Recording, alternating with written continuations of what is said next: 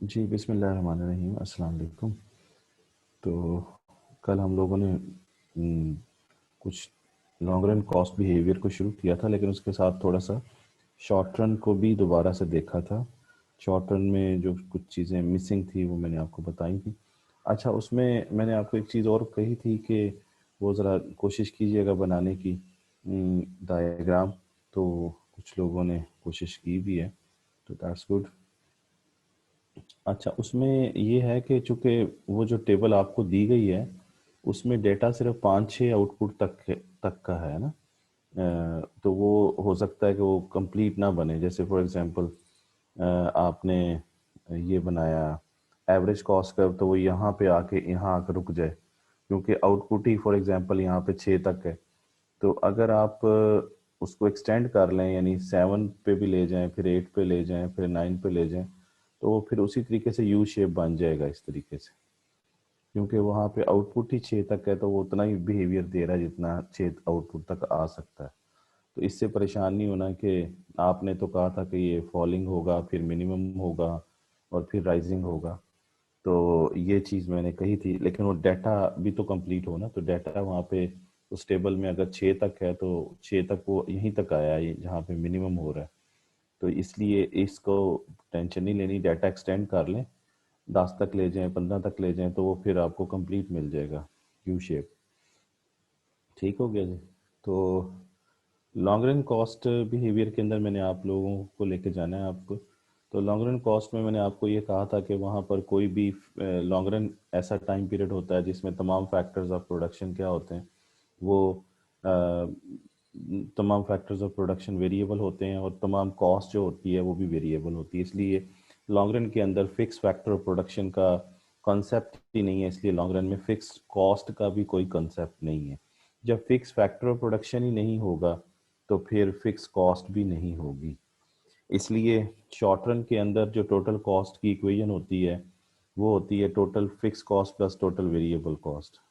Long run में ये fix cost भी वेरी कर जाती है, तो लॉन्ग रन में जो इक्वेशन होती है वो टोटल कॉस्ट की वो सिर्फ टोटल वेरिएबल कॉस्ट के इक्वल होती है। इसलिए हम सिर्फ टोटल कॉस्ट ले लेते हैं, क्योंकि ये दोनों टोटल कॉस्ट और टोटल वेरिएबल कॉस्ट एक ही चीज़ है, तो हम ये ले लेते हैं। ठीक है ना जी। इसलिए लॉन्ग रन के अंदर जो कॉन्सेप्ट रह जाते हैं वो सिर्फ 3 रह जाते हैं। एक, क्योंकि ये टोटल फिक्स कॉस्ट खत्म होता है तो एवरेज फिक्स कॉस्ट भी खत्म हो जाता है, मार्जिनल फिक्स कॉस्ट भी खत्म हो जाता है। फिर जब टोटल वेरिएबल कॉस्ट नहीं लेते हम लोग, तो एवरेज वेरिएबल कॉस्ट भी नहीं रहता और मार्जिनल वेरिएबल कॉस्ट भी नहीं रहता। तो only we have three concepts: total cost, then we have average cost, and then we have marginal cost. तो ये चूंकि अब लॉन्ग रन पे चले गए हैं, तो उसमें ये तीनों मैंने इधर आपको लिख के भी बताए थे। ठीक है ना जी। तो मैंने आपको ये बताया था कि लॉन्ग रन का जो टोटल कॉस्ट होता है कर्व, वो कहाँ से होता है, वो ओरिजिन से शुरू होता है। ठीक है ना जी। वो ओरिजिन से शुरू होता है। तो लेकिन शॉर्ट रन में जो होता है उसमें फिक्स कॉस्ट मौजूद होती है, क्योंकि शॉर्ट रन के अंदर जो टोटल फिक्स कॉस्ट होती है वो इतनी होती है। ठीक है ना जी। अच्छा जी। अब शॉर्ट रन के अंदर, अब अपना लॉन्ग रन के अंदर हम आ जाएं एवरेज कॉस्ट और मार्जिनल कॉस्ट की तरफ, तो हमें ये नज़र आता है कि जो लॉन्ग रन की एवरेज कॉस्ट और लॉन्ग रन की मार्जिनल कॉस्ट है वो कैसी होगी। तो लॉन्ग रन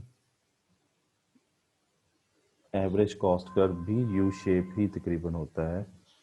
ये देखें, ये सी, ये आउटपुट, ये ऐसे होता है, लेकिन ये थोड़ा सा 700 शेप होता है ये ऐसे। दिस इज एल ए सी। इसमें भी वही तीन टेंडेंसीज होती हैं: फॉलिंग, मिनिमम, ये मिनिमम हो गया, और फिर देन राइजिंग। ये और इसी तरीके से जो एम सी कर्व होता है वो भी यही होता है। और अगेन एम सी कर्व जो है, एल एम सी उसे कहेंगे, वो minimum point of the A C में से पास करता है। तो ये एल एम सी है। आपको इतनी डिटेल में जाने की ज़रूरत नहीं है, ये सिर्फ आपको समझाने के लिए था कि ये एल एस सी कैसा होता है, एल एम सी कैसा होता है। ठीक है ना। और एल टी सी कैसा होता है, ये आपको बताया था कि ये ओरिजिन से शुरू होता है। तो ये तीनों कर्व्स, यानी एल टी सी यानी long run total cost, long run average cost, और लॉन्ग रन मार्जिनल कॉस्ट आपके सामने है।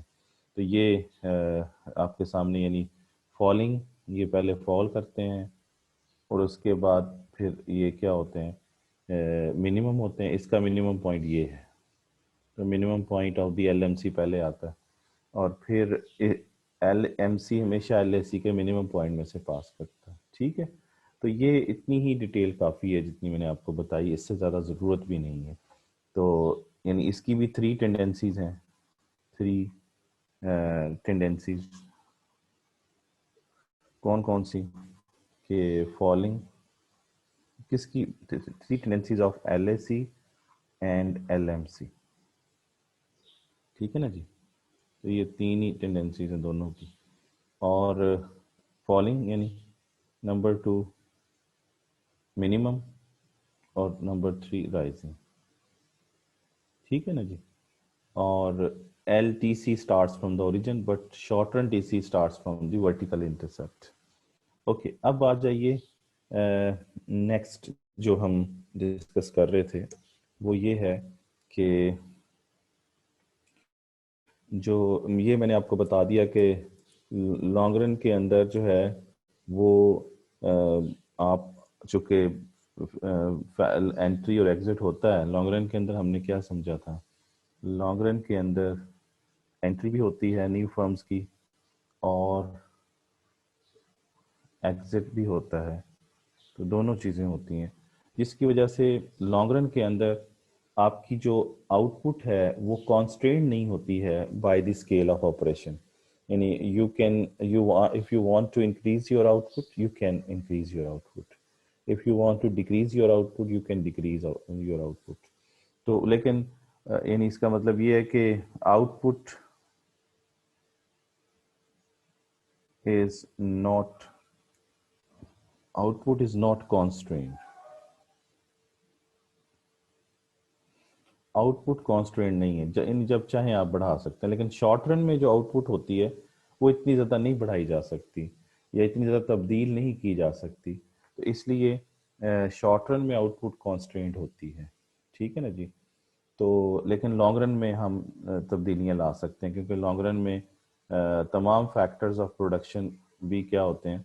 All factors of production, all factors of production are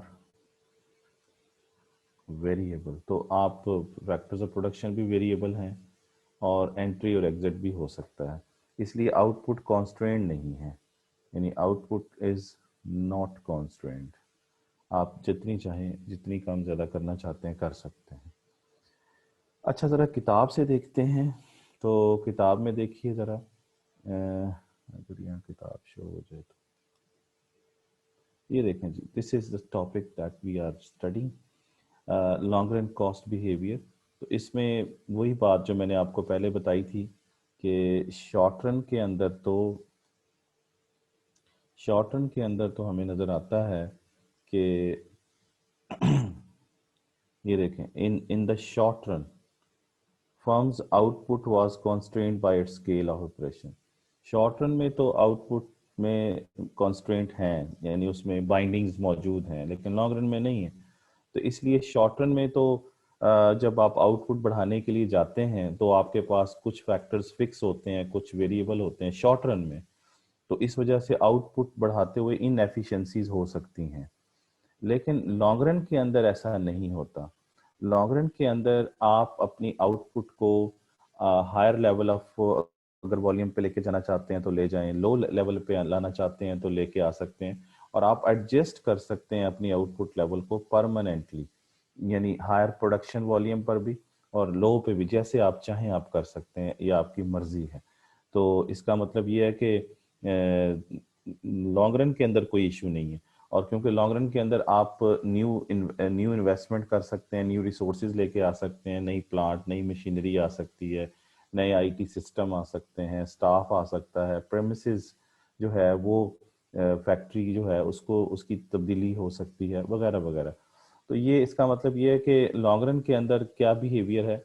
long run के अंदर आउटपुट कॉन्स्ट्रेंट नहीं है, लेकिन जो शॉर्ट रन है उसमें देखें, उसमें output is constraint bye it's scale of operation. ठीक है ना जी, इसलिए शॉर्ट रन के अंदर इनएफिशिएंसीज हो सकती हैं, लेकिन लॉन्ग रन में नहीं होती। अब ये सारी चीज़ें आपको समझाने का मतलब ये है कि लॉन्ग रन के अंदर तमाम रिसोर्सेज के अंदर तब्दीली लाई जा सकती है, और इसलिए वहाँ पर कोई फिक्स फैक्टर ऑफ प्रोडक्शन नहीं होता। मैं अभी पहले समझा चुका हूँ, there is no fix cost in the long run, और स्केल ऑफ प्रोडक्शन में भी सिग्निफिकेंटली तब्दीली लाई जा सकती है। ये दो इम्पॉर्टेंट पॉइंट हैं लॉन्ग रन कॉस्ट के हवाले से, क्योंकि हम लॉन्ग रन कॉस्ट पढ़ रहे हैं, ये cost in the long run, ठीक है ना जी। अच्छा, उसके बाद है नेक्स्ट, ये टॉपिक समझ आ गया। अब देखें इस बुक के अंदर कोई डायग्राम कोई चीज़ नहीं है, लेकिन मैंने आपको कहा कि इसके डायग्राम आपने जितने कि मैंने समझाए उतने आपने करने। कुछ नोट्स भी मैं आपको शेयर कर देता हूँ आज इंशाल्लाह, इंशाल्लाह मैं कर दूंगा। अच्छा, उसके बाद रिटर्न्स टू स्केल है जो नेक्स्ट टॉपिक हम लोगों ने पढ़ना है। तो अगेन रिटर्न्स टू स्केल समझते हैं। तो रिटर्न्स टू स्केल जो है वो उसका क्या मतलब है?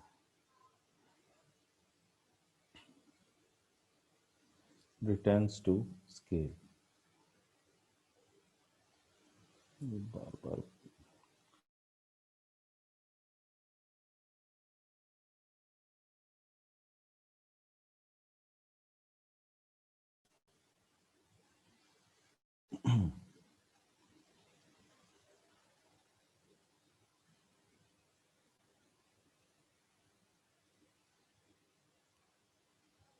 Returns to scale.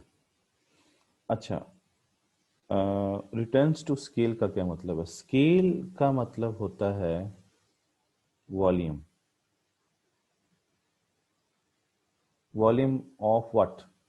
यहाँ पे मतलब है वॉल्यूम ऑफ आउटपुट, ठीक है ना जी। तो इसका मतलब ये है कि या तो दुनिया के अंदर हम चले जाएं तो आउटपुट जो होती है, या तो वो होती है, दो तरह के स्केल होते हैं, two two scales. One is called small scale, small scale, और दूसरा है लार्ज स्केल। तो स्मॉल स्केल पे आप इसका मतलब स्मॉल स्केल पे आप आउटपुट ले रहे होते हैं या लार्ज स्केल पे ले रहे होते हैं। तो यहाँ पर रिटर्न्स टू स्केल हमारा टॉपिक है।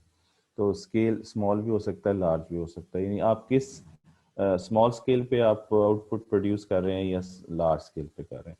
रिटर्न्स का मतलब है, रिटर्न्स का मतलब है आउटपुट, ठीक है ना जी। तो अब इसका मतलब हुआ कि जो एक्चुअली स्केल जो है उसका मतलब तो मैंने आपको बताया था क्या होता है, वॉल्यूम। तो अब ये क्या बन गया? अब ये हमारे पास बन गया वॉल्यूम ऑफ आउटपुट। ये आपके सामने वॉल्यूम ऑफ आउटपुट। तो वो या तो स्मॉल होगा या वो क्या होगा, लार्ज होगा।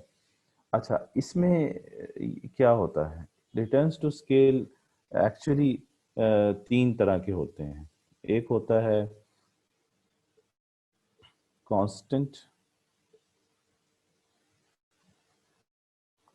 रिटर्न्स टू स्केल, और दूसरा होता है इंक्रीजिंग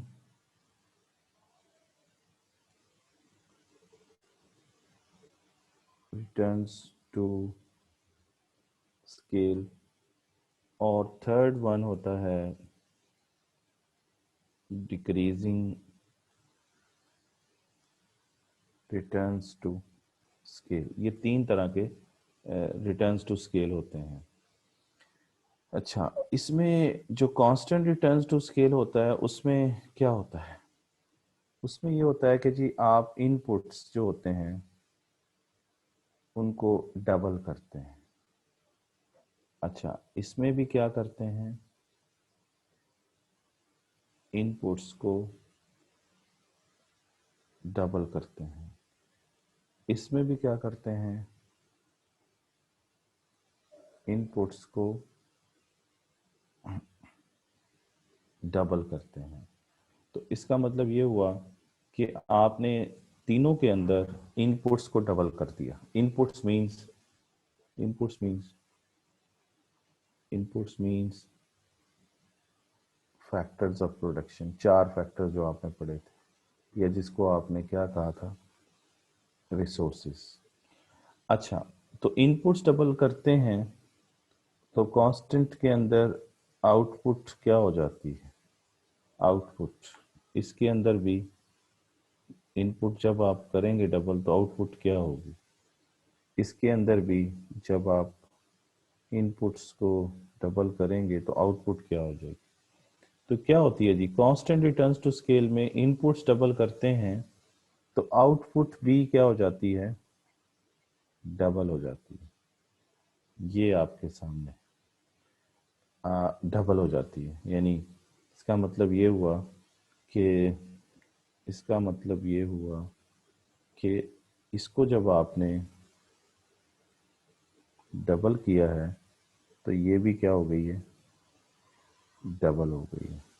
ठीक है, और जब आप ये कांस्टेंट रिटर्न्स टू स्केल में ऐसा होगा, कांस्टेंट के अंदर कि जितनी इनपुट डबल करेंगे उतनी आउटपुट डबल हो जाएगी, उतनी आउटपुट हो जाएगी। अच्छा, अब इंक्रीजिंग रिटर्न टू स्केल में क्या होता है, अब आपको पता चल रहा होगा कि इंक्रीजिंग में क्या होगा। इंक्रीजिंग में अगर आपने यहाँ पे इनपुट्स को डबल किया है तो आउटपुट क्या होगी, output more than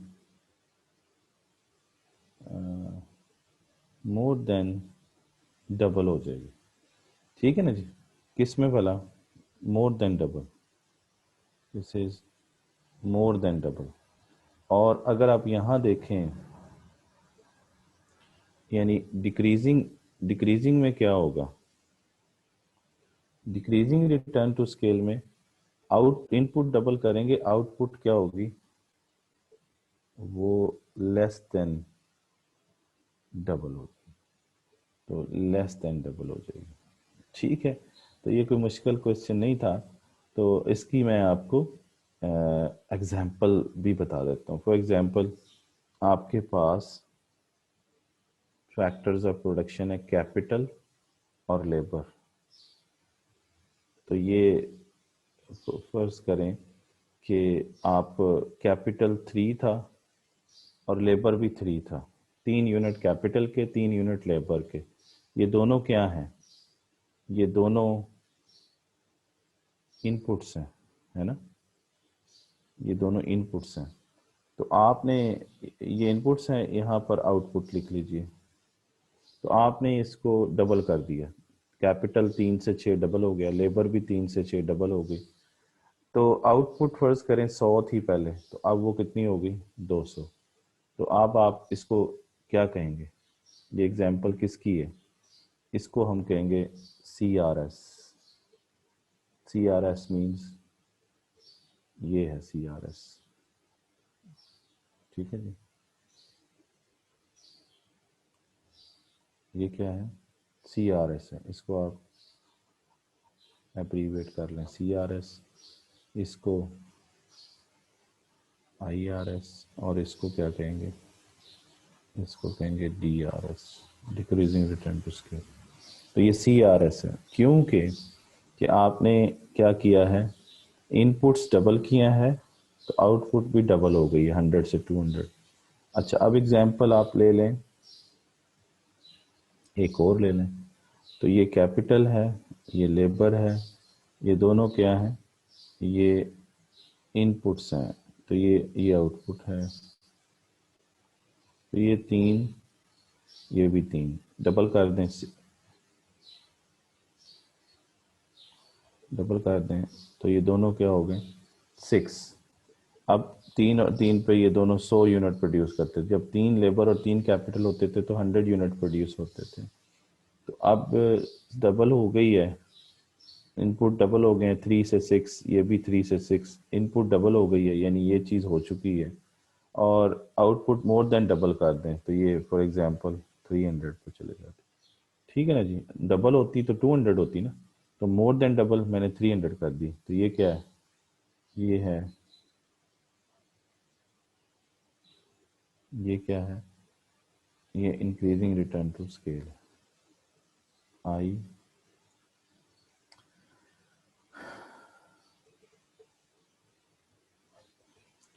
increasing return to scale, ठीक है ना जी, ये इंक्रीजिंग रिटर्न टू स्केल। अच्छा, अब देखिए मोर देन डबल होगी। अब आप तीसरी मुझे बताएं, आप खुद भी बना सकते हैं इसको, ऐसे रफली एग्जांपल लिए, ये कैपिटल है, ये लेबर है, ये दोनों क्या हैं, ये इनपुट्स हैं या रिसोर्सेज हैं।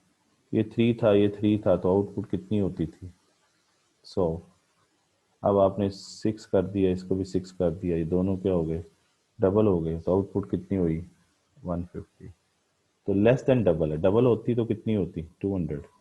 मोर देन डबल हुई तो 100 से 300, डबल से कम है तो 150। तो this is decreasing return to scale. ठीक, तो this is you know increasing return to scale, constant return to scale and decreasing return to scale. अच्छा, अब इसमें ये होता है कि जब ये हम टॉपिक पढ़ रहे थे रिटर्न्स टू स्केल, अच्छा इसमें ये होता है कि जब आप इस पे आ जाते हैं, जब आपकी इनपुट डबल होती है और आउटपुट भी जो है वो डबल हो जाती है, तो इसके लिए जो हम एक और, ये ऐसा क्यों होता है, यानी अब सवाल ये है कि ऐसा क्यों होता है, ऐसा क्यों होता है कि आउटपुट मोर देन डबल हो जाती है ना सवाल। और ऐसा क्यों होता है कि इनपुट डबल होने के बावजूद भी, इनपुट्स डबल होने के बावजूद भी आउटपुट लेस देन डबल रह जाती है, ये क्या वजह है। तो जाहिर सी बात है, इसके लिए हमें मज़ीद एक्सप्लोर करना पड़ेगा। तो वो जो मज़ीद एक्सप्लोर करना पड़ेगा वो क्या है, वो उसकी वजह क्या है, उसकी उसकी वजह ये है कि उसकी वजह ये है कि ये होता है कांस्टेंट इकोनॉमीज ऑफ स्केल की वजह से। और इसकी वजह, इसका क्या है, कांस्टेंट इकोनॉमीज ऑफ स्केल या कांस्टेंट रिटर्न्स टू स्केल भी कह सकते हैं, ठीक है ना जी, कांस्टेंट इकोनॉमीज ऑफ स्केल। और इसको कहते हैं इकोनॉमीज ऑफ स्केल की वजह से, इकोनॉमीज ऑफ स्केल की वजह से। और ये जो लेस देन डबल होती है उसकी वजह है डिस इकोनॉमीज ऑफ स्केल, ठीक है ना जी। तो ये, इसका मतलब ये हुआ कि अगर आप एक इसको मज़ीद, सॉरी, ये समझ आ गई बात आपको। अच्छा, ये रीजंस हैं why, why why there is constant returns to scale, why there is economies of scale, why there is diseconomies of scale, ये पूरा क्वेश्चन है जो हम पढ़ते हैं। अच्छा, ये इसकी रीज़न है कि ऐसा क्यों होता है, लेकिन इसमें मज़ीद वजाहत की ज़रूरत है।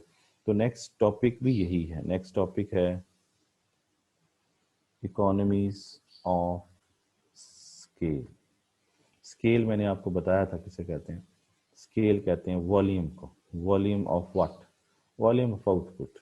तो इकोनॉमीज का मतलब है बेनिफिट्स, बेनिफिट्स ऑफ, अब ये स्केल का मतलब क्या है, वॉल्यूम, है ना। और वॉल्यूम किसका, वॉल्यूम ऑफ आउटपुट। इसका मतलब ये है कि जब आप आउटपुट का वॉल्यूम बढ़ाते हैं तो आपको फायदे होते हैं। ख़ास तौर पर जब बढ़ाते हैं तो किस में चले जाएंगे, आप, जाहिर सी बात है कि आप लार्ज स्केल पे चले जाएंगे, स्मॉल स्केल पे नहीं रहेंगे। वॉल्यूम जब बढ़ेगा तो आप किधर आ जाएंगे, आप लार्ज स्केल पे आ जाएंगे, ठीक है ना जी। तो वॉल्यूम दो ही होते हैं ना, या स्मॉल स्केल या लार्ज स्केल। तो वॉल्यूम जब आपने बढ़ाया तो वो लार्ज पे चले गए। इसका मतलब ये है कि जब आप आउटपुट को यानी क्यू को बढ़ाते हैं तो आपकी जो एवरेज कॉस्ट है, और जाहिर सी बात है कि आउटपुट में तब्दीलियां कब ज़्यादा आ सकती हैं, लॉन्ग रन में। तो लॉन्ग रन एवरेज कॉस्ट जो होती है वो क्या हो जाती है, कम हो जाती है। तो आउटपुट के बढ़ने के नतीजे में अगर एवरेज कॉस्ट कम हो जाए तो दिस इज कॉल्ड, इसको हम एब्रीविएट कर लेते हैं economies of scale. This is called economies of scale. ठीक है जी। और अगर आउटपुट बढ़े, यानी क्यू जिसे हम कहते हैं, और आपका लॉन्ग रन एवरेज कॉस्ट भी बढ़ना शुरू हो जाए, कॉस्ट बढ़ना शुरू हो जाए, तो इसे हम कहते हैं दिस इकोनॉमीज ऑफ स्केल। इकट्ठा ही लिख देते हैं, दिस इकोनॉमीज ऑफ स्केल। और इसे क्या कहते हैं, इसे कहते हैं इकोनॉमीज ऑफ स्केल। तो इकोनॉमीज ऑफ स्केल के अंदर एवरेज कॉस्ट फॉल करती है, डिस इकोनॉमीज ऑफ स्केल के अंदर एवरेज कॉस्ट बढ़ जाती है, यानी लॉन्ग रन एवरेज कॉस्ट। तो ये दोनों समझ आ गई आप। तो और अगर अगर तीसरी चीज है कि अगर आउटपुट यानी क्यू के बढ़ने से एल ए सी यानी वो सेम रहे, तो इसे हम कांस्टेंट रिटर्न्स टू स्केल कहते हैं। ठीक है ना जी, ये यहाँ पे जैसे हमने कहा था, यानी कांस्टेंट इकोनॉमीज ऑफ स्केल या कांस्टेंट रिटर्न्स ऑफ स्केल, ये आप कह सकते हैं। तो ये है जनाब वजह कि आउटपुट के बढ़ने से। अब इसके अंदर भी सवाल है। सवाल ये है कि आउटपुट तो तीनों में बढ़ रही है, आउटपुट तो तीनों बातों में है ना, कि आउटपुट बढ़ रही है, इधर भी, इसमें भी आउटपुट बढ़ रही है, इसमें भी आउटपुट बढ़ रही है, तीनों में आउटपुट तो बढ़ रही है। तो फिर सवाल ये है कि कॉस्ट क्यों गिर रही है, फिर सवाल ये है कि कॉस्ट क्यों बढ़ रही है, फिर सवाल ये है कि कॉस्ट सेम क्यों रह रही है। तो ये भी सवाल है। तो इस सवाल का जवाब तो जाहिर सी बात है कि पढ़ने से ही आएगा। अब ये पूरा क्वेश्चन पढ़ना है हमने कि ऐसा क्यों होता है। तो ये इकोनॉमीज ऑफ स्केल पूरा टॉपिक पढ़ते हैं आप डिटेल के साथ, लेकिन आपको मैंने लिंक करके बताया है कि क्या होता है, क्यों इसके साथ ये लिंक्ड है। यानी आउटपुट इनपुट डबल होने से आउटपुट डबल हो जाती है, इनपुट डबल होने से आउटपुट मोर देन डबल हो जाती है, इनपुट डबल होने से लेस देन डबल क्यों रह जाती है। फिर ये करके दिखाया क्या मतलब है, और इसकी वजह इकोनॉमीज ऑफ स्केल या डिस इकोनॉमीज ऑफ स्केल हैं। लेकिन अभी तक ये नहीं पता चल रहा कि इकोनॉमीज ऑफ स्केल में होता क्या क्या है। तो वो जाहिर सी बात है, कुछ थ्योरेटिकल चीज़ें हैं, वो मैं अभी आपको डिस्कस करता हूँ। लेकिन उससे पहले इसी चीज़ को अगर हम एक ग्राफ में शो करें, इसी चीज़ को, तो वो भी देखते हैं कैसे होगा। जैसे फॉर एग्जांपल इस ग्राफ में देखिए, ये आउटपुट है, ये कॉस्ट है, और ये एवरेज कॉस्ट कर्व अभी बनाया था हम लोगों ने, है ना। ये एवरेज कॉस्ट है, और वो एवरेज कॉस्ट यहाँ पे क्या रही, कांस्टेंट रही, और फिर ये बढ़ना शुरू हो गई। ये है एल ए सी। लेकिन जो मैंने अभी एल ए सी बनाया था, अभी मैं दिखाता हूँ आपको, शो हो जाए तो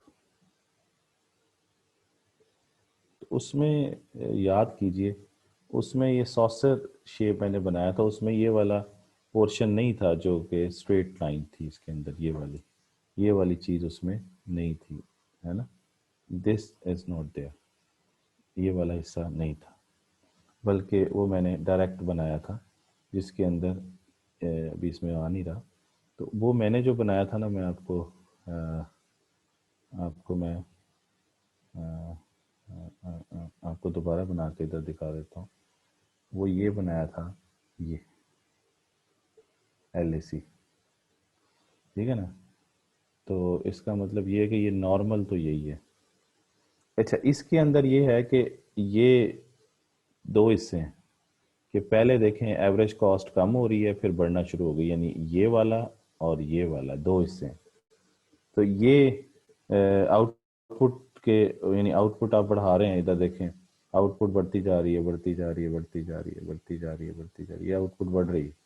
तो इस आउटपुट के बढ़ने से कॉस्ट देखें क्या हो रही है, कॉस्ट क्या कर रही है, कॉस्ट फॉल करती जा रही है, आपके सामने है ये कॉस्ट कर्व मैंने आपको समझाने के लिए बताया कि ये क्या हो रहा है यहाँ पे, ये कम होती जा रही है, देखिए ये कॉस्ट कम हो रही है, और उसके बाद ये मिनिमम हुई, और उसके बाद क्या होना शुरू होगी, बढ़ना शुरू होगी, ये आपको समझाने के लिए बता रहा हूँ। तो ये प्रॉपर यू शेप बनती है। तो इसके अंदर क्या हो रहा है, इसके अंदर ये ये आपको ये हाइलाइटर से भी नज़र आ रहे होंगे। तो ये इसका मतलब ये है कि अगर आप यहाँ पे देखें तो ये वाला जो हिस्सा है ये इकोनॉमीज ऑफ स्केल को शो कर रहा है, इकोनॉमीज ऑफ स्केल को, और ये किसको शो कर रहा है, ये डिस इकोनॉमीज ऑफ स्केल को शो कर रहा है। यानी इसके अंदर, इस पोर्शन के अंदर एलएसी क्या कर रहा है, फॉल, और इस पोर्शन के अंदर यानी ये वाला जो सारा पोर्शन है इसके अंदर एलएसी बढ़ रहा है, यानी बढ़ रही है कॉस्ट, इसके अंदर ये फॉल कर रहा है ये वाला हिस्सा।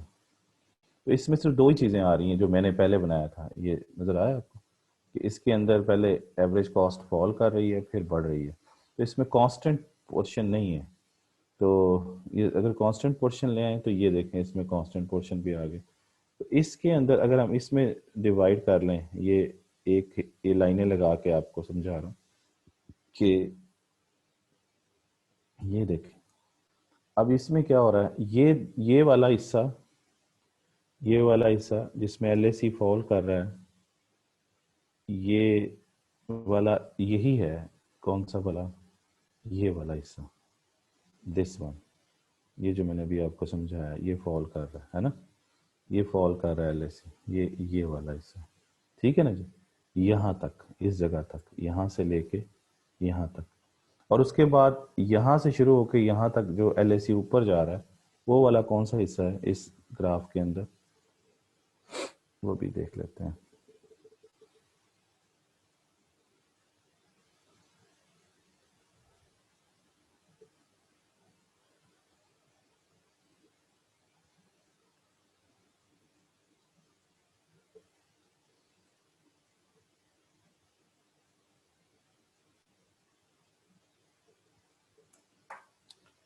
शो नहीं हो रहा अभी,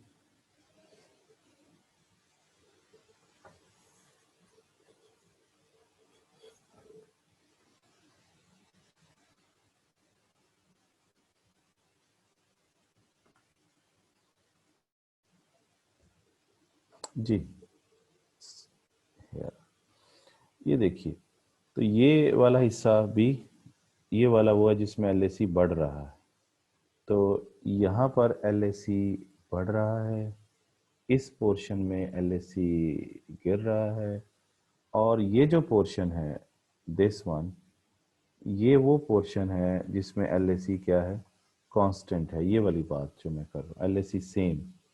तो इसका मतलब ये हुआ कि इसमें ज़रा चेक करें कि जब एलएसी फॉल करेगा तो आउटपुट के बढ़ने के साथ साथ, आउटपुट तो बढ़ रही है, इस तरफ जाते जाएं आउटपुट बढ़ रही है, बढ़ रही है, बढ़ रही है, ये आउटपुट बढ़ रही है, समझ रहे हैं ना। तो ये जो पोर्शन है, ये सारा पोर्शन इस बाउंड्री से पीछे पीछे इसमें वही इकोनॉमीज ऑफ स्केल है, और ये क्या है जिसमें एलएसी या एवरेज कॉस्ट क्या हो शुरू हो गई है, बढ़ना शुरू हो गई है, तो ये डिस इकोनॉमीज ऑफ स्केल है। और ये क्या है, ये कांस्टेंट इकोनॉमीज ऑफ स्केल है, ये तीसरा, जिसमें एलएसी क्या रहती है, सेम, इसको कांस्टेंट रिटर्न्स टू स्केल भी कह सकते हैं आप, ठीक है ना जी। ये बात समझ आ गई, कोई मसला, कोई मसला नहीं। तो इसमें इस वाले आउटपुट को एक नाम देते हैं, इसको हम कहते हैं क्यू एम ई एस, और इसको, इस आउटपुट को नाम देते हैं क्यू एम ए एक्स। ये अभी मैं आपको थोड़ी देर तक समझाता हूँ कि इसका क्या मतलब है, लेकिन ये अभी इसको इसको फोकस नहीं करते कि ये क्या मतलब है दोनों का, लेकिन यहाँ तक बात समझें जो मैंने आपको समझाई है कि LAC का गिरना, LAC का कांस्टेंट होना, LAC का बढ़ना। अब सवाल ये कि why LAC is falling, why LAC is increasing, है ना। ये दो बड़े इंपॉर्टेंट क्वेश्चन है और उसका जवाब थ्योरी है। किसकी थ्योरी है? थ्योरी किसकी है? इकोनॉमीज ऑफ स्केल की थ्योरी है। तो इकोनॉमीज ऑफ स्केल अब हम पढ़ लेते हैं कि बेनिफिट्स क्या क्या होते हैं। बेनिफिट्स होना शुरू हो जाएं तो फिर तो इकोनॉमीज ऑफ स्केल हैं। अगर बेनिफिट्स, और जब एक बेनिफिट्स होंगे तो कॉस्ट गिरेगी, कॉस्ट कम हो जाएगी। जब बेनिफिट्स नहीं होंगे तो कॉस्ट बढ़ना शुरू हो जाएगी और वो डिस इकोनॉमीज बन जाएंगी। Diseconomies means no benefits, economies means के बेनिफिट्स हो रहा है। यहाँ इकोनॉमीज का मतलब मईशतें नहीं है, यहाँ पर इकोनॉमीज का मतलब बेनिफिट है इस सवाल के अंदर। ठीक हो गया जी, कोई मसला नहीं है। तो अब ऐसा क्यों होता है इस चीज़ को हमने समझना है। लेकिन ये दो बातें मैंने अभी आपको डिस्कस नहीं की हैं, एक QMES और एक जो है वो QMAX। ये दो मैंने अभी डिस्कस नहीं की हैं, ये मैं अभी थोड़ी देर तक करता हूँ डिस्कस आपसे। लेकिन इकोनॉमीज ऑफ स्केल अब पढ़ लेते हैं डिटेल के साथ। ओके, अच्छा जी। तो बुक पे आइए। ये आपके सामने रिटर्न्स टू स्केल मैंने आप लोगों को डिस्कस कर दिए। तो रिटर्न्स टू स्केल यहाँ से पढ़ लेना है, ठीक है। इसमें यही बताया गया कि कांस्टेंट रिटर्न्स टू स्केल क्या होता है, फिर इंक्रीजिंग रिटर्न टू स्केल क्या होता है, और फिर डिक्रीजिंग रिटर्न टू स्केल क्या होता है। तो ये तीन होते हैं, ये मैं आपको डिटेल से समझा चुका हूँ अभी। उसके बाद है इकोनॉमीज ऑफ स्केल, वो भी मैंने आपको बताया कि इकोनॉमीज ऑफ स्केल का मतलब ये है कि आउटपुट के बढ़ने से लॉन्ग रन एवरेज कॉस्ट क्या हो जाती है, कम हो जाती है। और अगर ये इकोनॉमीज ऑफ स्केल है, ठीक है ना जी। और अगर आउटपुट के बढ़ने से कॉस्ट जो है वो बढ़ना शुरू हो जाए तो ये डिस इकोनॉमीज ऑफ स्केल है। ठीक हो गया जी, ओके। अब ये वाला ग्राफ मैंने अभी आपको समझा दिया। और इस ग्राफ के अंदर ये जो पोर्शन है, जो मैंने पहले ग्राफ बनाया था ना LAC का, उसमें ये कांस्टेंट वाला पोर्शन नहीं था, है ना। और नॉर्मली ये कांस्टेंट रिटर्न टू स्केल होता भी नहीं है। लेकिन अगर हो जाए तो फिर ये है, जैसे ये आउटपुट है, ये कॉस्ट है, तो हमने average long run average cost ये बनाया था, दिस इज LAC। तो इसमें दो दो ही चीज़ें, ये अगर लाइन में लगा दूं, यहाँ मिनिमम आउटपुट है ना, मिनिमम कॉस्ट है ना इस जगह पे। इस जगह पे आपकी कॉस्ट सबसे कम है, ये देखें सबसे कम है, मिनिमम मिनिमम कॉस्ट है। तो ये जो पोर्शन होगा ये इकोनॉमीज ऑफ स्केल को शो करेगा। और इस लाइन के बाद, ये जो वर्टिकल लाइन है, इसके बाद एवरेज कॉस्ट बढ़ना शुरू हो जाएगी, तो ये डिस इकोनॉमीज ऑफ स्केल होंगी, बेनिफिट्स होने बंद हो जाएंगे। अच्छा, तो ये देखें यहाँ पर LAC क्या कर रहा है, फॉल। यहाँ पर LAC क्या कर रहा है, यहाँ से लेके यहाँ तक LAC क्या है, दिस इज कांस्टेंट। और फिर ये जो पोर्शन है, इस पोर्शन के अंदर LAC क्या कर रहा है, बढ़ रहा है। तो this is long run average cost, long run average means LAC। ठीक है जी, तो ये बात होगी। बाकी रह गया ये वाला चीज़, ये मैंने अभी आपको समझाना है, ये भी समझाना है। ठीक है, इस पे अभी टेंशन नहीं लेनी है आप लोगों ने। ठीक हो गया जी, अच्छा।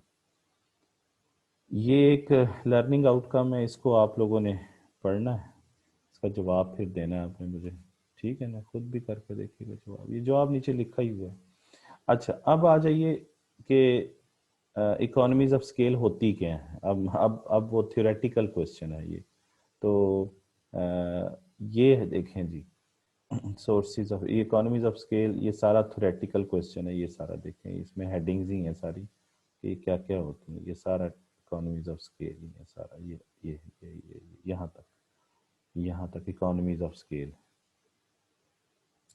तो कोशिश करते हैं पहले ये आज पढ़ लें जल्दी जल्दी, फिर आगे चलते हैं। तो इकोनॉमीज ऑफ स्केल जो है वो दो तरह की होती हैं। कौन कौन सी होती हैं? एक होती हैं इंटरनल इकोनॉमीज ऑफ स्केल, यानी internal benefits. Economies means benefits, economies का भी मतलब बताया। तो economies means benefits, scale means volume of output, है ना। वॉल्यूम, वॉल्यूम के साथ फिर वॉल्यूम का क्या मतलब है, तो आउटपुट साथ लगाना पड़ेगा। तो जब आउटपुट आप बढ़ाते हैं तो क्या फ़ायदे होते हैं? इसका मतलब ये है कि आप लार्ज स्केल पे चले जाते हैं, ठीक है ना। जब भी आप एक्चुअली इकोनॉमीज ऑफ स्केल का ताल्लुक किससे है? इसका ताल्लुक लार्ज स्केल से है, क्योंकि वॉल्यूम ऑफ आउटपुट बढ़ेगा तो फिर ये हो गया ना ये बेनिफिट। तो एक होते हैं इंटरनल इकोनॉमीज, एक होते हैं एक्सटर्नल इकोनॉमीज। इंटरनल इकोनॉमीज वो होती हैं जो आपको विद इन द फर्म होती हैं, विद इन द फर्म, समझ रहे हैं। तो ये मतलब इस फर्म के अंदर ही हो रही हैं, यानी आपने आउटपुट ज़्यादा प्रोड्यूस की। अभी इसको डिटेल में पढ़ते हैं इंटरनल क्या क्या होते हैं। यानी फॉर एग्जांपल आपने अपनी फर्म के अंदर ही पहले स्मॉल स्केल पे प्रोडक्शन कर रहे थे, अब लार्ज स्केल पे करनी शुरू कर दी, तो आपको बेनिफिट होंगे क्या? वो क्या होंगे वो अभी पढ़ते हैं। तो ये विद इन जो होंगे वो इंटरनल हैं, और अगर अगर इकोनॉमीज ऑफ स्केल एक्सटर्नल है तो इसका मतलब ये है कि ये पूरी पूरी कौम को फायदा होगा इससे। तो इंडस्ट्री एज ए होल, यानी तो ये ग्रोथ ऑफ द इंडस्ट्री अगर होती है एज ए होल तो सबको फायदा होगा। इंडस्ट्री अगर पूरी ग्रो कर जाए तो उससे जो फायदे होंगे वो सबको होंगे, ये सिर्फ एक फर्म को नहीं होंगे। इंटरनल सिर्फ एक फर्म को होंगे जो विद इन दी फर्म होंगे, और ये वो एक्सटर्नल बेनिफिट्स हैं जो सबको होते हैं, जो सबको होंगे। अच्छा, अब ये इंटरनल इकोनॉमीज क्या हो सकती हैं? पहले हम इंटरनल पढ़ते हैं। तो इंटरनल इकोनॉमीज के अंदर पहला है टेक्निकल इकोनॉमीज, ठीक है जी। ये हम हेडिंग अब हमारी क्या होगी, इंटरनल इकोनॉमीज ऑफ स्केल। दो है ना, इंटरनल और एक्सटर्नल। तो इंटरनल में पहला आ रहा है टेक्निकल इकोनॉमीज ऑफ स्केल, ठीक है ना जी। उसके बाद ये टोटल जो है ना वो चार हैं। एक टेक्निकल है, एक कमर्शियल और मार्केटिंग है, ये दूसरा आ गया, ये देखें, ये दूसरा बेनिफिट है। इंटरनल ही है ये इंटरनल है। फिर तीसरा है ऑर्गेनाइजेशनल इकोनॉमीज, ये आपके सामने तीसरा ऑर्गेनाइजेशनल इकोनॉमीज है, ये भी इंटरनल है। और चौथा है फाइनेंशियल इकोनॉमीज। ये चार हैं जो इंटरनल है, और फिर एक्सटर्नल शुरू होंगे। ये देखें यहाँ से एक्सटर्नल इकोनॉमीज ऑफ स्केल शुरू होंगी। पहले इंटरनल पढ़ते हैं, ठीक है ना जी। तो इंटरनल इकोनॉमीज के अंदर ये पहला जो चीज़ है वो टेक्निकल इकोनॉमीज है। अब टेक्निकल इकोनॉमीज का मतलब ये है कि इनको प्लांट इकोनॉमीज ऑफ स्केल भी कहते हैं। पहली बात तो ये प्लांट इकोनॉमीज ऑफ स्केल, और मैंने प्लांट आपको समझाया था कि प्लांट कहते हैं फैक्ट्री को। प्लांट पौधे को नहीं कहते, फैक्ट्री को कहते हैं। फैक्ट्री जो फर्म होती है उसके प्लांट होते हैं। मतलब एक फर्म है, जैसे जीएफसी फैन है, तो उसका एक फैक्ट्री होगी। वो हो सकता है एक गुजरांवाला में हो, एक कराची में हो, एक लाहौर में हो। तो आप कहेंगे उस जीएफसी फैन जो फर्म है उसके तीन प्लांट हैं या तीन फैक्ट्रीज हैं उसकी, समझ गए। तो प्लांट का मतलब क्या है? जो कि फैक्ट्री है, फिजिकल एस्टेब्लिशमेंट। तो ये जो टेक्निकल इकोनॉमीज होती है ना, ये दो चीजों पे डिपेंड कर रही होती हैं। एक फैक्ट्री पे, साइज ऑफ द फैक्ट्री पे, और दूसरा उनके पास जो इक्विपमेंट्स होते हैं। दो चीजें। तो अगर एक फर्म है, मेरी फर्म है सिर्फ, और उसमें मैं अच्छा इक्विपमेंट ले आता हूँ टेक्निकली, तो मुझे फायदा होगा या लॉस होगा? तो फैक्ट्री को बेनिफिट होगा। और मैं साइज ऑफ द फैक्ट्री अपना बेहतर करता हूँ तो उससे भी फायदा होगा। मीनिंग दैट कि अगर मैं लार्जर और मोर स्पेशलाइज्ड मशीनरी ले आऊं तो मुझे मेरी फर्म की एवरेज कॉस्ट कम हो जाएगी, है ना। तो ये इंटरनली मुझे ही फायदा हो रहा है, मशीनरी लाने से पूरी पूरी फैन इंडस्ट्री को नहीं हो रहा। अगर मैं फैन बनाता हूँ तो फैन इंडस्ट्री में तो हो सकता है कि 50 फर्म हो पाकिस्तान के अंदर, तो उसमें से मेरी एक फर्म है GFC जिसको कहते हैं, और मेरे पास जो है वो स्पेशलाइज्ड मशीनरी है। तो मेरी स्पेशलाइज्ड मशीनरी की वजह से मुझे क्या हो रहा है, बेनिफिट हो रहा है। मेरी एवरेज कॉस्ट क्या हो रही है, कम हो रही है। तो इसका मतलब ये है कि ये सिर्फ मुझे फ़ायदा हो रहा है और किसी को नहीं हो रहा। ये पहला पॉइंट समझ आ गया आपको। जैसे फॉर एग्जांपल आप एक प्रिंटिंग फर्म जो है वो एक क्या करती है, वो बाय कर लेती है एक ऐसी मशीनरी जो बहुत ही एक्सीलेंट हो और स्पेशलाइज्ड मशीनरी हो, जो कि स्मॉल पर्पस के लिए ना हो बल्कि लार्ज पर्पस के लिए आप उसको यूज कर रहे हो। तो उनकी कॉस्ट कहाँ पे आ जाएगी, कॉस्ट बहुत कम हो जाएगी। तो ये पहला बेनिफिट होगा उनको टेक्निकली। ये टेक्निकल इकोनॉमीज हैं, टेक्निकल बेनिफिट्स मतलब इसका, टेक्निकल बेनिफिट्स, ठीक है ना जी। दूसरा टेक्निकली फायदा ये विद इन दी फर्म हो रहा है। दूसरा ये हो रहा है इंडिविजिबिलिटीज, यानी ओवरकम दी इंडिविजिबिलिटीज। ये दूसरा फायदा है कि अगर एक लार्ज फर्म होती है तो ये सारी जो फायदे आप पढ़ रहे हैं ये किस लिए पढ़ रहे हैं, मैंने अभी आपको बताया, लार्ज स्केल का आपको ये फायदे हो रहे हैं, या इंटरनली भी हो रहे हैं और एक्सटर्नली भी हो रहे हैं। तो ओवरकम द इंडिविजिबिलिटीज, इंडिविजिबिलिटी किसे कहते हैं, एक होता है डिविजिबिलिटी। इन इन हटा दें, इसमें से इन का दो लेटर्स हटा दें तो डिविजिबिलिटी, डिविजिबिलिटी का मतलब डिवाइड हो जाना, ठीक है। इनडिविजिबिलिटी का मतलब डिवाइड नहीं होना। इनडिविजिबिलिटी का मतलब क्या है, डिवाइड नहीं होना। तो बाज औकात कुछ ऐसी मशीनरी होती है या ऐसे फैक्टर्स ऑफ प्रोडक्शन होते हैं जिनको आप डिवाइड नहीं कर सकते। तो ये मसला जो है वो हल हो जाता है लार्ज फर्म की सूरत में। कैसे कि देखें, एक बड़ी फर्म है और उसके पास जाहिर सी बात है कि जैसे इसने यहाँ पे एग्जांपल दी है कि उसके पास एक व्हीकल है और उस वो व्हीकल यहाँ से शुरू होके यहाँ तक आता है। ये देखें, ये व्हीकल है, सारी बहुत बड़ी व्हीकल है। तो इसके मतलब ये इसके अंदर वो लोग अपनी ट्रांसपोर्टेशन के लिए उसको यूज़ करते हैं। तो अब आप क्या करेंगे, अब आप हो सकता है कि क्या करें, अगर ये स्मॉल फर्म ने ये बड़ा व्हीकल खरीद ली तो उसका जो सामान आएगा वो तो इतना आएगा, इस जगह तक आएगा, यहाँ से यहाँ ड्राइवर बैठा हुआ है इस जगह पे, तो ये वाला सारा हिस्सा उसका खाली जा रहा है। और इसके नीचे टायर भी लगे हुए हैं ना, ये टायर है उस व्हीकल के अंदर, तो ये सारे टायर्स हैं, ये टायर्स भी हैं उसके अंदर जिससे वो व्हीकल चल रही है। लेकिन इस हिस्से पर तो सामान आ गया, इस हिस्से पे तो सामान आ गया उसका, लेकिन इस हिस्से पे कोई सामान नहीं है। तो इस हिस्से को वो क्या उतार के फेंक सकते हैं, डिवाइड कर सकते हैं कि जी इतने इतना इस व्हीकल का ना इतना हिस्सा उतार दें, ये नहीं हो सकता। तो इसका मतलब ये हुआ कि आपको ये जो इसकी टायर इसके चल रहे हैं या बाकी चीजें जो खाली जगह छोड़ेगी उसकी कॉस्ट आपको बेयर करनी पड़ेगी। तो उसमें से हाफ तो ये भरी हुई है और हाफ जो है वो खाली है। तो इसका मतलब ये है जो खाली जा रही है हिस्सा वो उसकी कॉस्ट कौन बेयर करेगा। बड़ी फर्म में ऐसा नहीं होता। बड़ी फर्म के अंदर जो इस तरह की चीजें होती हैं जिसमें आप डिवाइड नहीं कर सकते, वो उसको ओवरकम कर जाती है और उसमें वो अपना सामान ज्यादा मंगवा सकती है। उसमें कई चीजें मतलब अनअटेंडेड या अनऑपरेटेड नहीं रहती हैं।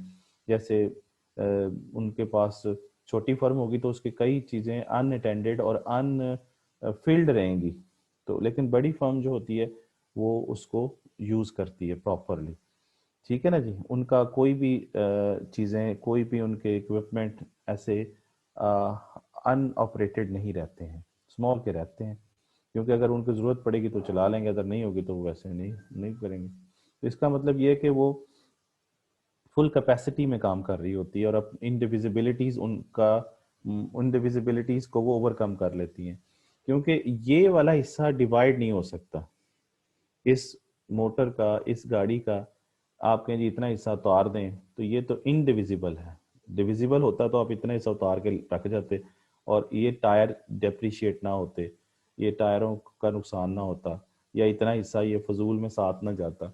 लेकिन बड़ी फर्म इसको यूज करती है और उसका सारा सामान यहाँ तक सारा आ जाता है, ये सारा फुलफिल होता है उनका, और ये कोई इंडिविजिबिलिटी का इशू उनके पास नहीं रहता। तो इसका मतलब ये है कि वो अपने अपने लॉजिस्टिक्स कहते हैं ट्रांसपोर्ट को, लॉजिस्टिक किसे कहते हैं, ट्रांसपोर्ट को, वो अपनी ट्रांसपोर्ट को प्रॉपरली यूज करते हैं। उनकी कोई भी ऐसे नहीं होती कि उनकी ऑपरेटिंग हाफ फुल पे जा रही हो, उनकी सारी फुल पे जा रही होती है। और उनको कोई क्योंकि उनको वो अलग नहीं कर सकते उतने हिस्से को, और उनको कोई फुल कैपेसिटी में उसको यूज कर रहे होते हैं, यानी इन इन इन अदर वर्ड्स वो अपने तमाम इन रिसोर्सेज को फुल कैपेसिटी में यूज कर रहे होते हैं, कोई उनको मसला नहीं होता इस हवाले से।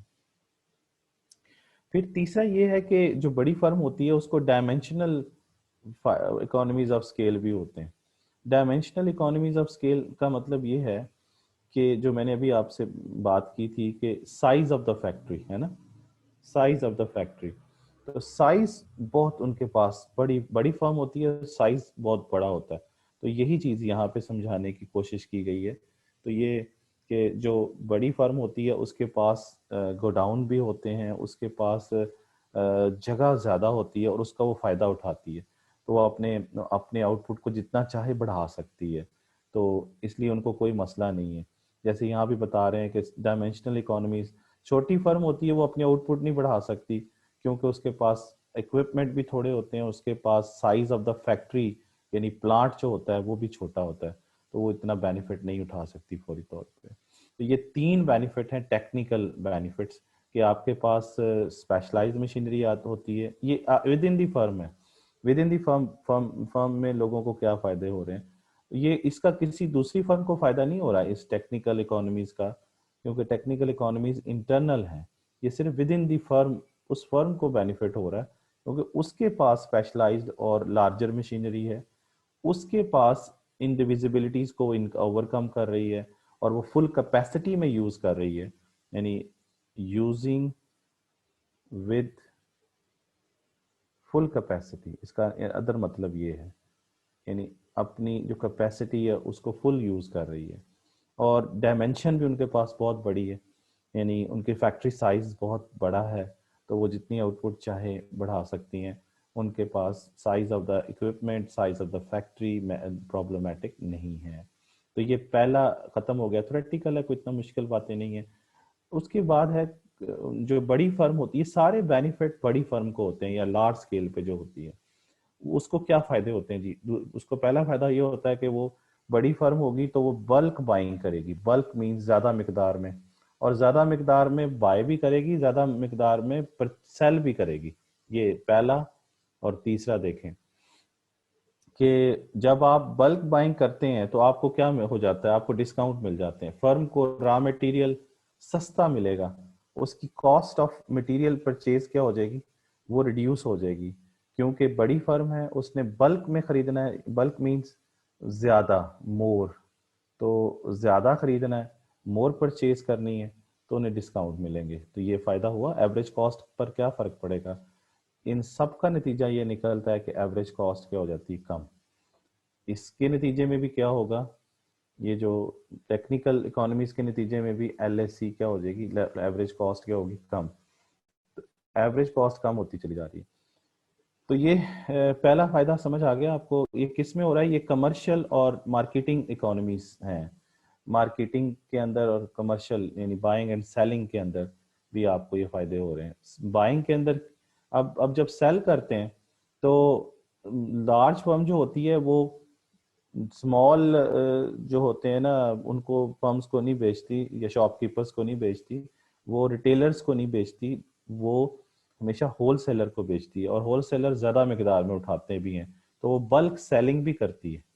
जब वो बल्क सेलिंग करती है तो उसकी जो डिस्ट्रीब्यूशन कॉस्ट होती है ना वो भी कम हो जाती है, यानी उसकी सेविंग हो जाती है उसकी कॉस्ट के अंदर।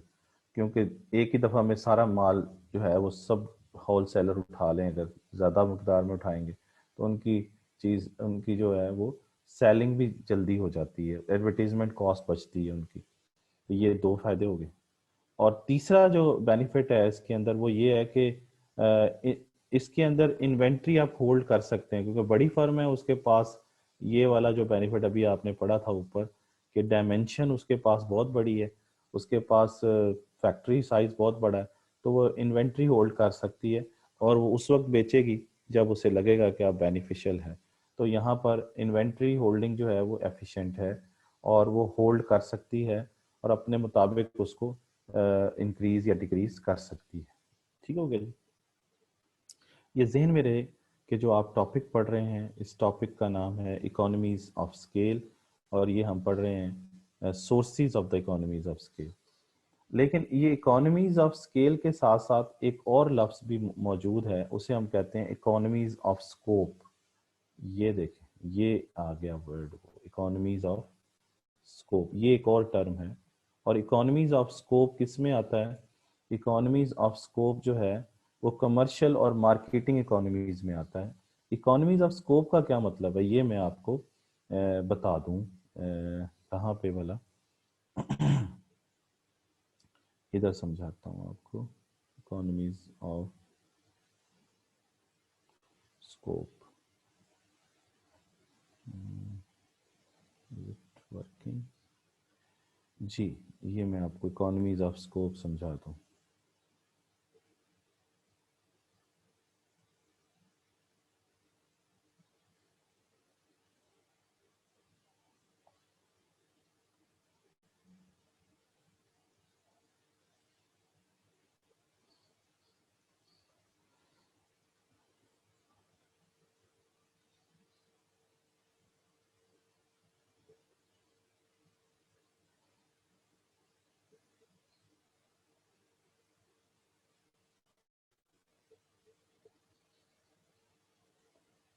जी, इकोनॉमीज ऑफ, ये मैंने अभी आपको समझाया था कि इकोनॉमीज ऑफ स्केल का मतलब ये है, ये देखें, ये इकोनॉमीज ऑफ स्केल है कि आउटपुट आउटपुट बढ़ेगी बढ़ेगी बढ़ेगी। ठीक है ना जी। ये देखें जरा, अगर इकोनॉमीज ऑफ स्कोप का मतलब ये है when a firm is producing more, when a firm is producing, when the firm is producing more than one products and resultantly average cost falls, तो इसको हम इकोनॉमीज ऑफ स्कोप कहते हैं। मेरी बात समझ आई? इकोनॉमीज ऑफ स्कोप जैसे जैसे आप कहें कि सैमसंग है, ऐसे एग्जांपल ले लेते हैं, तो सैमसंग क्या बनाती है? वो मोर देन वन प्रोडक्ट्स बनाती है, मतलब टीवी भी बनाती है, एलईडी भी बनाती है, वॉशिंग मशीन भी बनाती है ना, वॉशिंग मशीन भी बनाती है, एसी भी बनाती है, और कुकिंग रेंज भी बनाती है। ये जो क्या कहते हैं इसको, और भी बहुत सारी इलेक्ट्रॉनिक्स की चीज़ें आपके सामने वो बनाती है। सैमसंग मोबाइल भी बनाती है, ठीक है ना, सेल फोन जिसे कहते हैं, सेल फोन। फिर ये फ्रायर भी बनाती है, पता नहीं क्या क्या बनाती है। तो एक से ज़्यादा चीज़ें जो बनाएगी वो, उसकी फर्म तो एक ही है लेकिन मोर देन वन उसका स्कोप बढ़ गया है। स्कोप के बढ़ने से जो फायदे होते हैं और एवरेज कॉस्ट गिर जाती है, उसको हम क्या कहते हैं? Economies of scale. Economies of scale में, इकोनॉमीज ऑफ स्कोप और स्केल में क्या फर्क है? इकोनॉमीज ऑफ स्केल में ये होता है, दोनों में ये होता है कि एवरेज कॉस्ट कम होती है। कॉमन बात क्या है कि इसमें भी average cost, long run average cost कम होती है, उसमें भी कम होती है, लेकिन इसमें एक ही चीज की आउटपुट बढ़ा के वन थिंग जो होती है ना, वन थिंग या वन प्रोडक्ट की जो आउटपुट होती है ना, यानी आउटपुट ऑफ वन थिंग और वन प्रोडक्ट बढ़ती है और एवरेज कॉस्ट कम हो जाती है।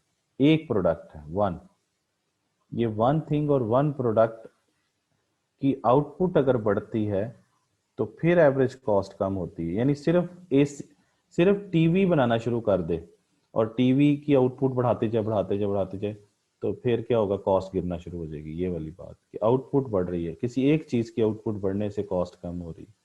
एक ये है कि एक से ज्यादा चीजें आपने बनाई हैं और उसकी वजह से आपकी जो एवरेज कॉस्ट है वो कम हो गई है, तो that is economies of scope. तो इकोनॉमीज ऑफ स्कोप क्या होती है कि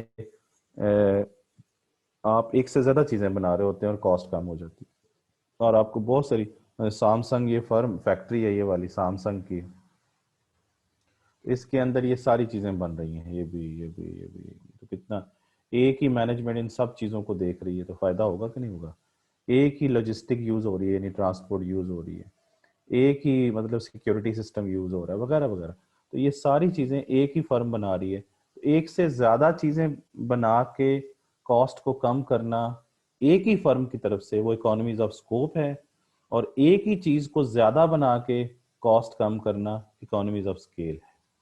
समझ रहे हैं? दोनों का नतीजा क्या है कि एवरेज कॉस्ट फॉल करेगी, एवरेज कॉस्ट फॉल करेगी। इसमें एक चीज की आउटपुट बढ़ने से एवरेज कॉस्ट कम होगी और उसमें एक से ज्यादा चीजें बना के एवरेज कॉस्ट कम कर लेंगे। ठीक है ना जी। तो इसमें ये होता है कि आप सेम मैनेजमेंट शेयर कर लेते हैं, सेम एडवर्टीजमेंट कर लेते हैं। अब जो सैमसंग की एडवर्टीजमेंट आती है तो वो सारी दुनिया की अपनी चीज़ें बता रहे होते हैं कि ये भी है, ये भी, डॉलन्स की देख लें, ओरिएंट की देख लें, तो एक वो पूरी रेंज ऑफ प्रोडक्ट्स बताएंगे जी, हम ये सारा कुछ ही हम ही बनाते हैं। तो बहरहाल ये क्लियर होगी बात आपको, इकोनॉमीज ऑफ स्केल क्या होता है, इकोनॉमीज ऑफ स्कोप क्या होता है। तो ये सारी चीज़ें। अच्छा, अब आ जाइए वापस जहाँ पे थे, कहाँ पे थे भला, दोबारा से मैं आपको किताब पे ले चलूँ, ये आपके सामने। तो देखें, इकोनॉमीज ऑफ स्कोप क्लियर हो गया ना आप लोगों को। तो इकोनॉमीज ऑफ स्कोप के बाद अब आगे चलते हैं। मैंने बताया कि मोर देन वन प्रोडक्ट्स अगर आप बनाती हैं बाय द वन फॉर्म, है ना। उसके बाद है जी ऑर्गेनाइजेशनल इकोनॉमीज। इसका नतीजा भी क्या निकलना है, लॉन्ग रन एवरेज कॉस्ट क्या हो जानी है, कम हो जानी है। अब इसमें देखें तो वो कहता है कि बिजनेस को रन करने की दो कॉस्ट होती हैं। एक कौन सी होती है, एक को हम कहते, cost of running the business कौन कौन सी, नंबर वन, उसमें दो कॉस्ट नहीं होती, सॉरी। उसमें ये बता रहा है कि बिजनेस को रन करने की कॉस्ट कौन सी होती है। एक तो होती है कि आपने फंक्शंस जो हैं वो चल होते हैं उसके, कौन कौन से, जैसे एडमिनिस्ट्रेशन काम कर रही है फर्म के अंदर, R&D हो रहा है, यानी रिसर्च एंड डेवलपमेंट डिपार्टमेंट अलहदा है, मार्केटिंग डिपार्टमेंट अलहदा है। तो इसका मतलब ये है कि जब लार्ज फर्म होती है ना तो वो सेंट्रलाइज होती है। स्मॉल फर्म में ये सारे, या स्मॉल फर्म के पहले तो ये इतने सारे शोबे होते नहीं, लेकिन लार्ज फर्म में ये सारे शोबे अलग-अलग होते हैं और वो उन शोबों के अंदर रहने वाले लोग अपने अपने कामों में इतने माहिर हो जाते हैं कि आपकी कॉस्ट कम हो जाती है। तो इसलिए रिड्यूस हो जाता है बर्डन। शुरू शुरू में तो लगता है कि आपने इतने बड़े शोबे बना दिए हैं एक ही फर्म के अंदर, लेकिन उसके अंदर जो काम करने वाले लोग हैं उनकी एफिशिएंसी बेहतर होने की वजह से, उनका काम बेहतर होने की वजह से कॉस्ट एक्चुअली कम हो जाती है और वो इनडायरेक्ट कॉस्ट ऑफ प्रोडक्शन है जो कि कम हो जाती है और सेंट्रलाइज्ड कर देते हैं सारी चीज़ों को। जैसे आप बैंक की देख लें तो उस बैंक का एक सेंट्रल ऑफिस होगा जो सारी चीज़ों को देख रहा होता है ना।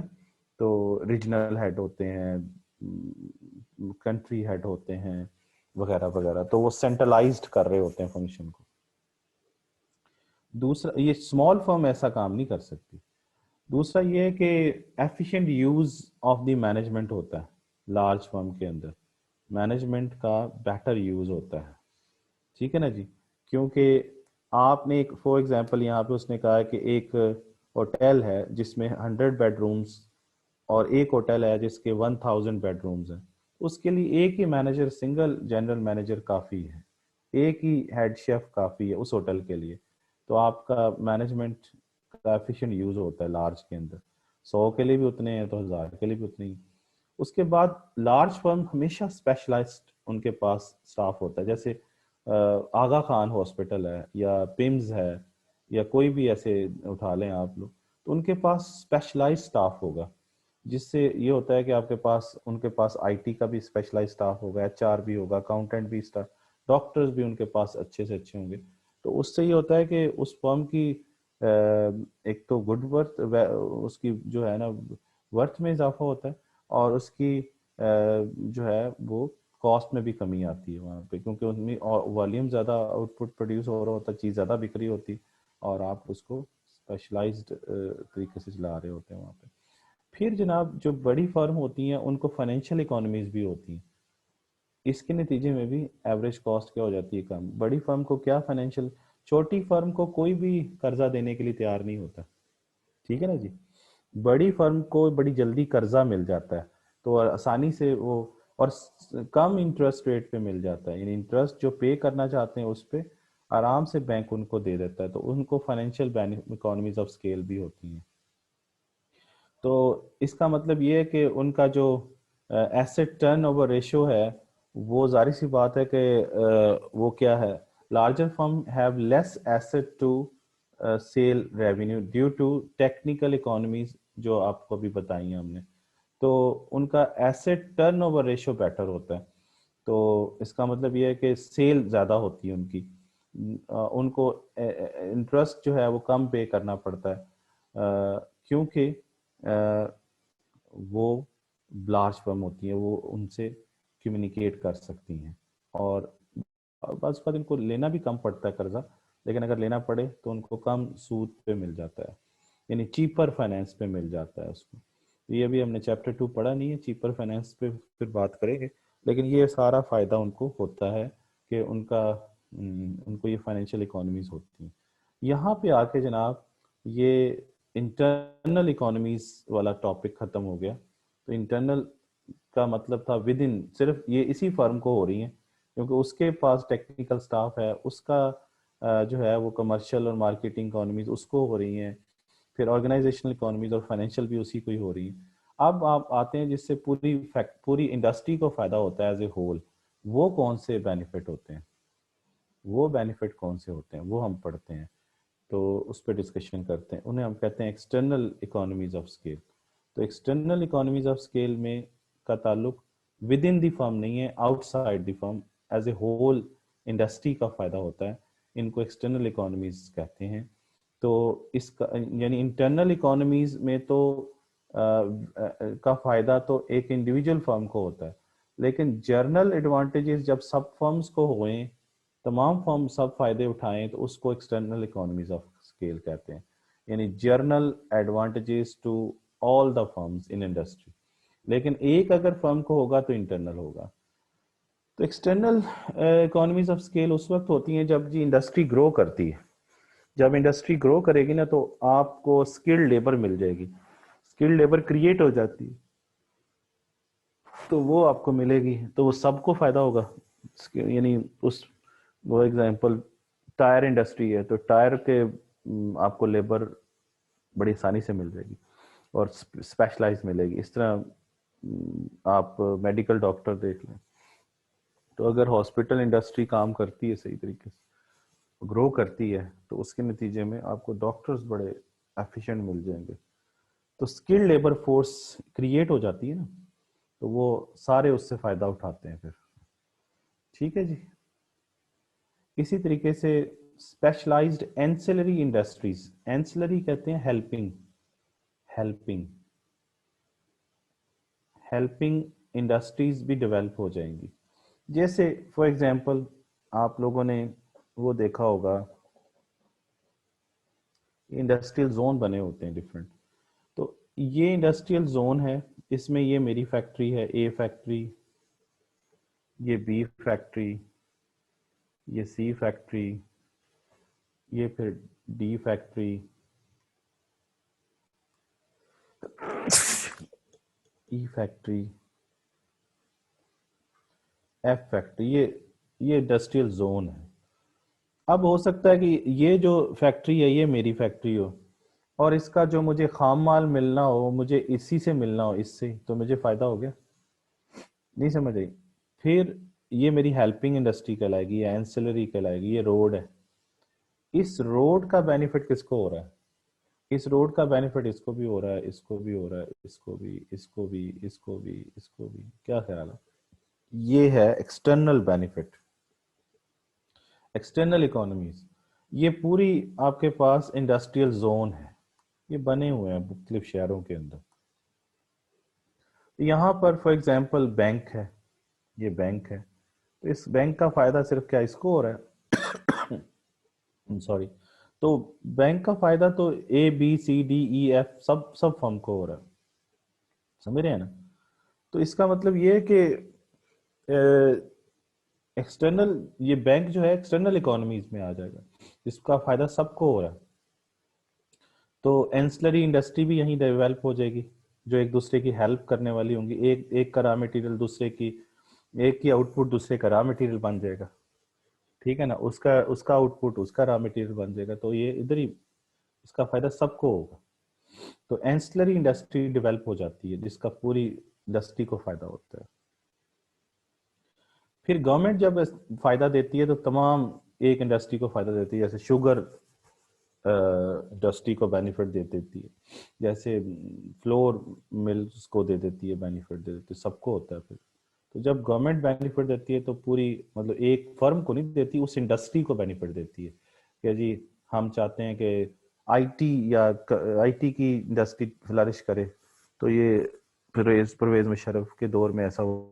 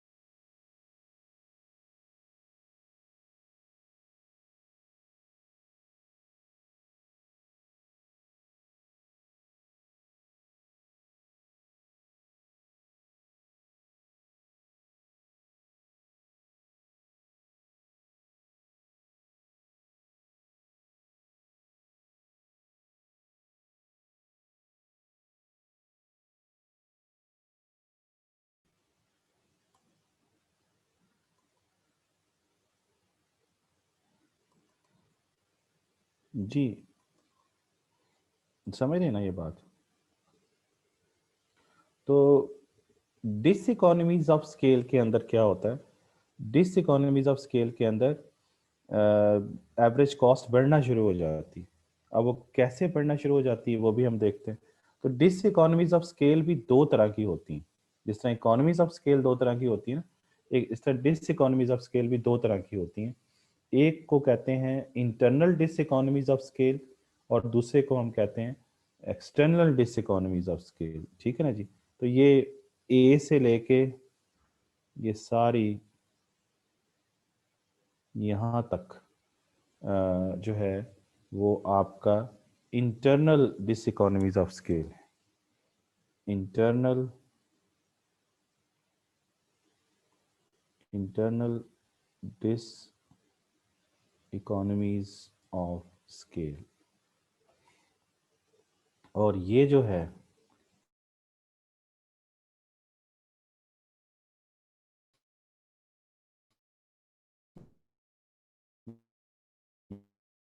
यहाँ से ये है,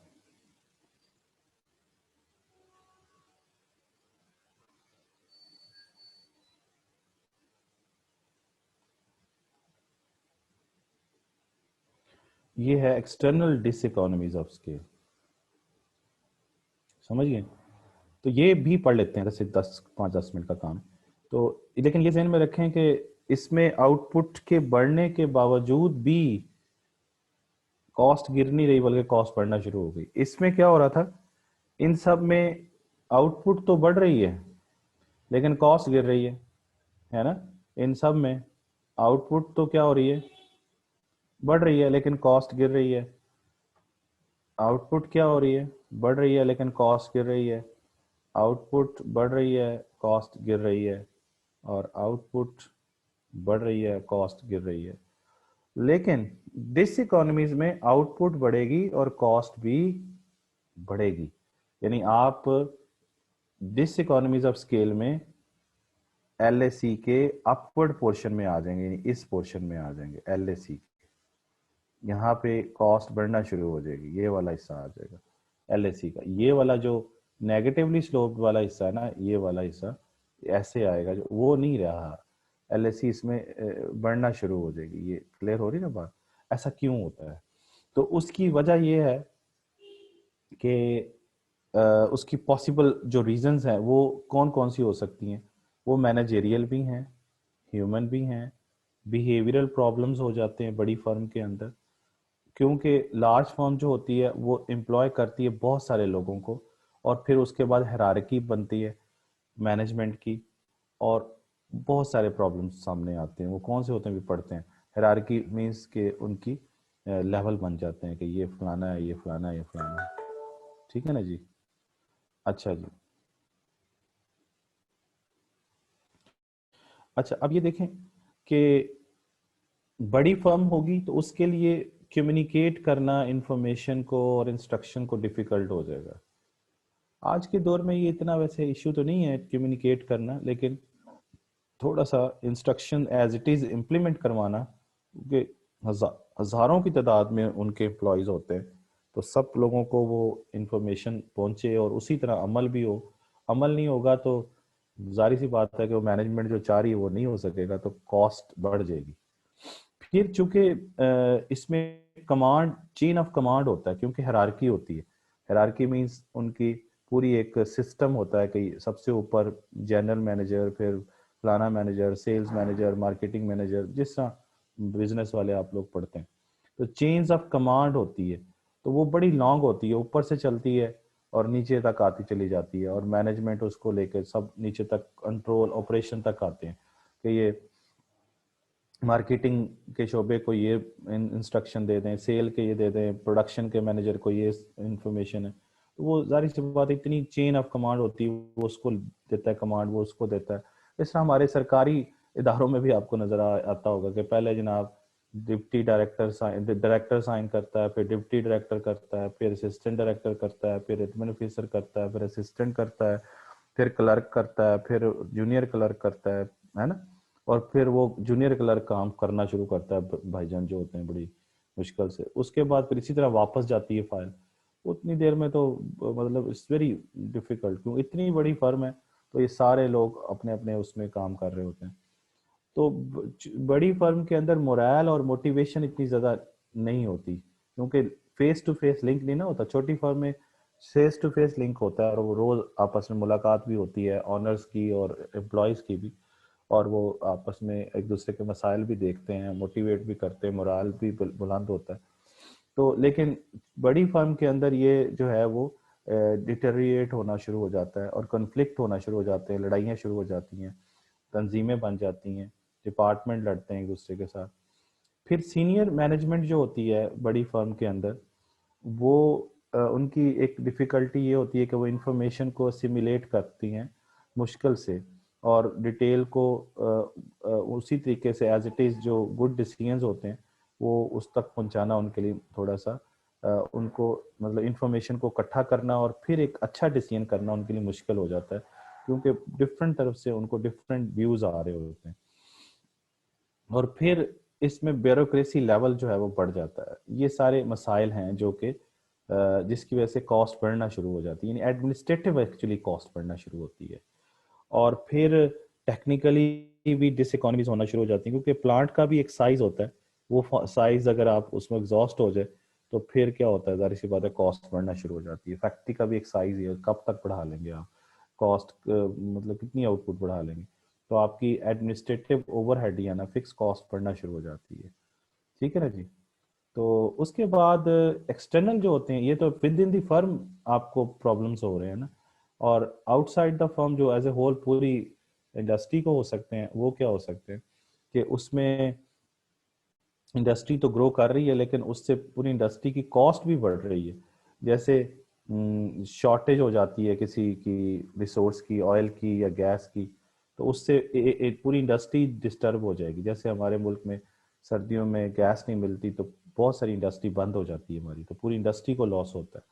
और इसी तरीके से फैसलाबाद में आप देखें बहुत देर तक जो है ये उनका प्रॉब्लम रहे हैं, वो काम नहीं कर सके हैं।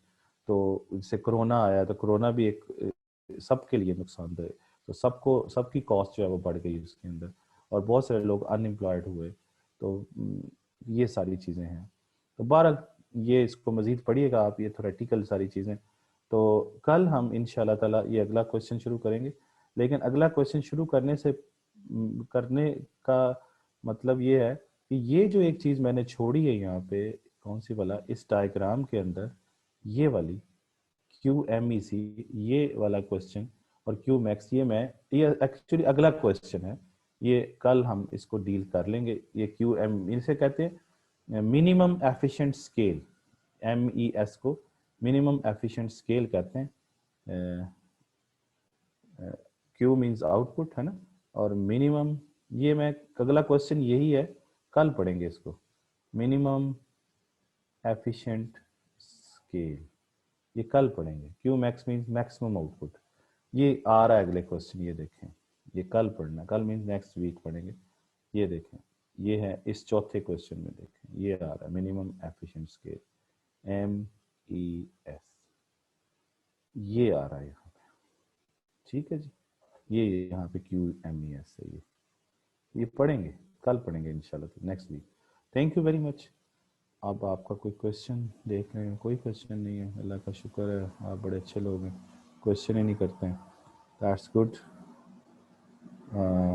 ठीक है जी, ओके फिर, अल्लाह हाफिज़।